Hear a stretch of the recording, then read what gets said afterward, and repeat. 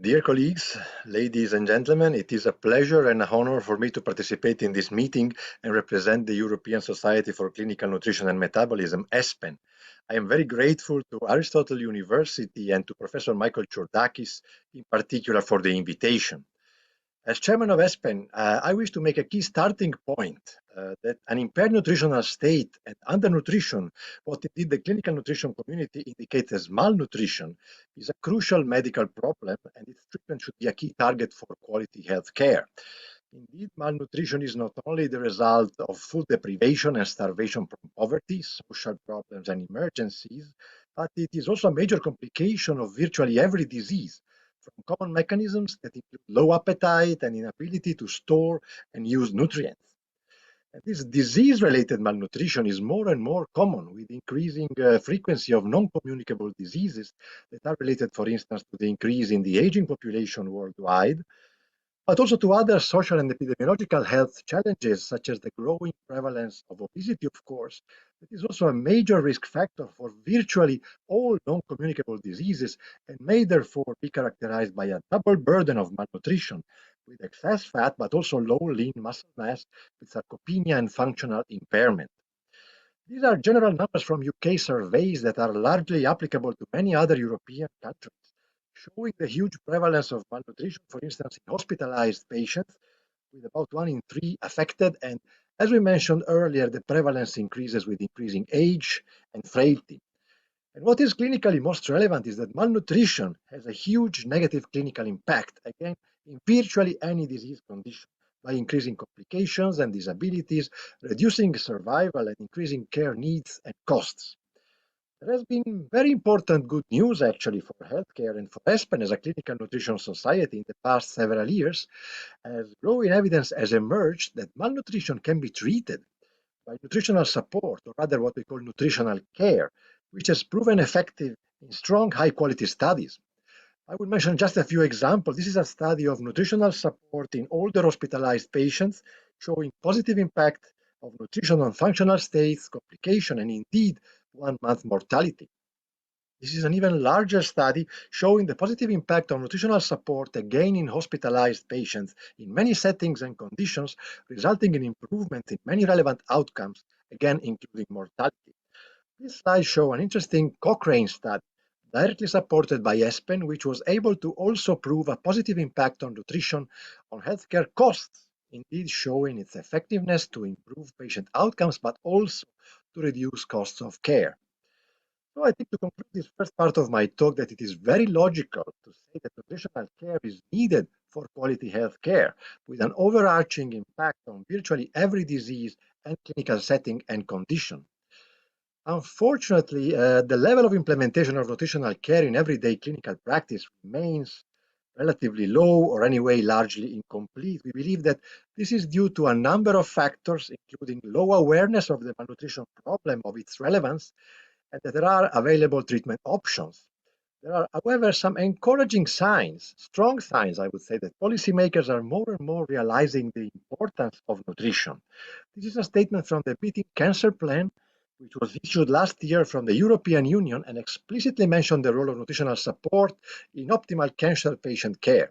And as we are speaking of quality today, the plan underscored the importance of training healthcare professionals to ensure quality choices and selections. As I represent ESPEN today, our mission is to implement best quality nutritional care by promoting best science, education, and clinical practices in the field. So we aim at enhancing knowledge and make sure it becomes available to make everyday care a quality care in every setting. The basic steps of an overarching approach should be identification of patient nutritional needs, and once this is established, implementation of best nutritional support. Cancer is mentioned in this algorithm, but in fact it is directly applicable to any other condition. Identification of nutritional needs should be a reliable and at the same time simple step. Screening of malnutrition risk and malnutrition diagnosis are crucial to stratify clinical risk and decide intensity of treatment and monitoring, which also is key to optimize available resources. We should be aware that these screening and diagnosis tools exist and can be used after relatively simple training potentially also by non-nutrition healthcare professionals or specialists. This is, for instance, a very simple tool for malnutrition diagnosis from a consensus initiative of all major global nutrition societies, including 5 basic parameters, where GLIM stands for Global Leadership Initiative on Malnutrition. Indeed, we are also using the GLIM template and approach to apply for modification of the current diagnosis of malnutrition in the ICD International Classification of Disease system, which is currently unfortunately likely to miss a high number of disease-related malnutrition patients. This was truly a global initiative from Sweden with networking of more than 40 societies worldwide, and we received a first reply and had a promising meeting in May. We will follow up and hope on a positive outcome. Coming back to the algorithm, after identification and stratification of patient needs, nutritional support should be of the highest possible quality level to optimize decisions based on options and needs. This is, I believe, another key step for quality implementation, where full patient nutritional assessment should be performed by trained and skilled professionals in the context of a multidisciplinary team. Again, in this context, ESPEN seeks to combine dissemination of best knowledge with enhancement of awareness of available quality care in the clinical nutrition community and also in non-nutrition healthcare professionals. The ESPEN approach starts by making a complete survey with evidence-based recommendations in guidelines based on rigorous methodology that support decision-making to optimize treatment. As we want to make it also realistically possible to reach busy colleagues and professionals to use this knowledge, we have started to routinely prepare what we call practical guidelines that are based on simplified graphical algorithms and are also available in apps for rapid consultation. Professor Chourdakis is also a part of the ESPEN guideline teams, and I thank him for his activities in that. Implementation barriers also include language, and we collaborate, for instance, with many national societies at country level, also outside of Europe, to encourage translation of the practical guidelines. Besides preparation of specialized guidelines, we believe education is in general the best possible investment to prepare any professionals and future colleagues so that the workforce for quality care will be more and more available in the future. I just wish to mention that ESPEN has invested in a comprehensive educational approach addressing dozens of disease conditions that is available in the online portal of the ESPEN Lifelong Learning or LLL educational program. More than 20,000 people have already used at least some of the available tools, including online individual sessions and live events, which very early during the pandemic were also transformed into webinars, actually, that are now also regularly performed around the world. Since a few years, we have also decided to promote university teaching of nutrition and clinical nutrition in medical schools, which is unfortunately currently not part of regular curricula and therefore is extremely variable. Aspen has established a nutritional education in medical schools or NEMS initiative to create a network with university leaders around Europe, and just very recently we have started with pilot teaching projects to compare various models.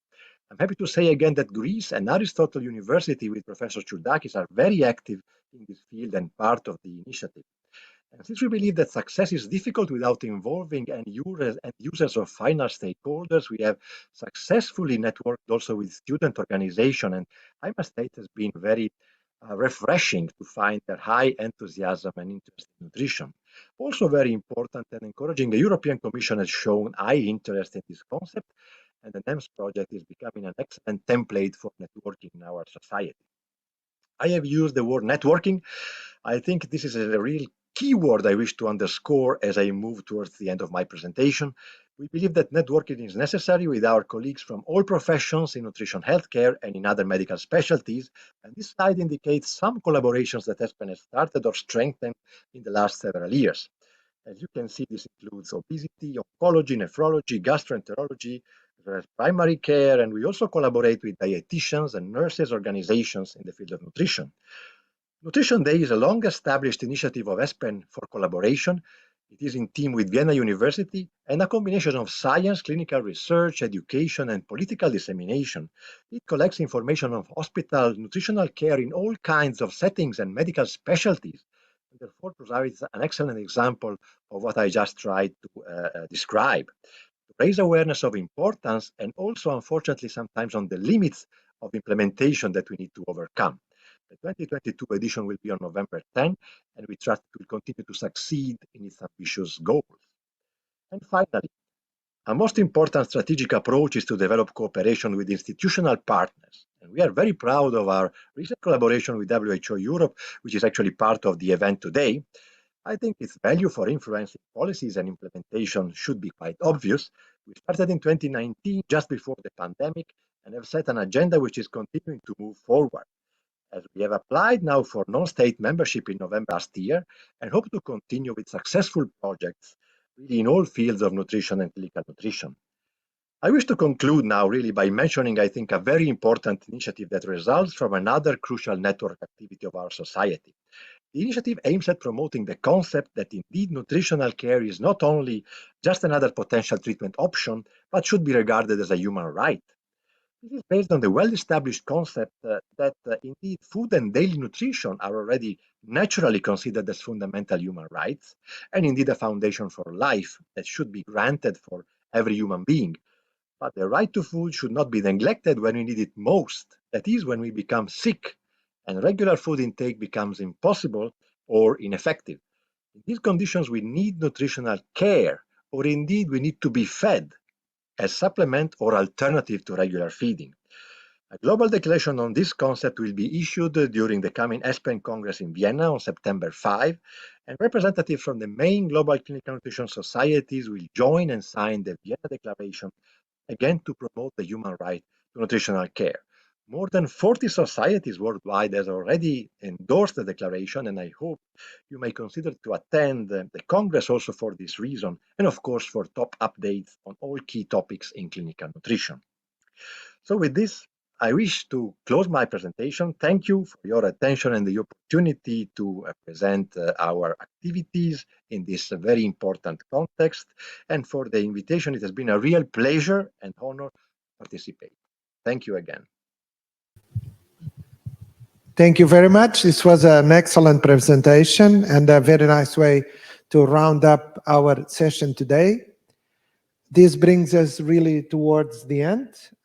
We had great discussions on well-being, focusing on the links between mental health, food and nutrition with a quality perspective. This has been a journey that went from the situation in the European region to very specific elements around collaboration, all having at the center this new idea that we have of establishing a hub here in Salonika around really well-being that represents a very nice collaboration between the WHO Regional Office for Europe, our office in Athens, the Athens Quality of Care Office, and again, the university by means of establishing a brand new collaborating center. And I take the opportunity particularly to thank the two main persons really critically involved in the discussions and in the establishment of this center that has two main pillars, and having here with me Professor Fountoulakis and Professor Chourdakis, it's a great pleasure, and thank you very much for really being with us and accepting to follow on this journey together. I'm very much looking forward to come back when we officially launch this center, and again next year to yet another discussion on well-being and quality of care. So thank you very much. I really appreciate all of those in the room for staying with us today, and also those who joined online and those who are actually going to see the recording at the library in the future, in the coming weeks. Thank you very much, and this session adjourns here.